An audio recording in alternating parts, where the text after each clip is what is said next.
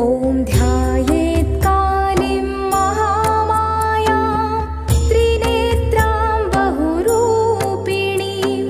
चतुर्भुजां ललज्जिह्वां पूर्णचन्द्रनिभाननां नीलोत्पलदलश्यामां शत्रुसङ्घविदारिणीं नरमुण्डं तथा खड्गं कमलं च वरं तथा निर्भयां रक्तवदनां दंष्ट्रादिघोररूपिणीं साट्टहासाननां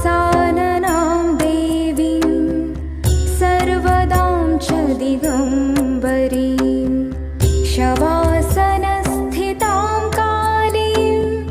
मुण्डमाला विभूषिताम् इति ध्यात्वा महाकालीं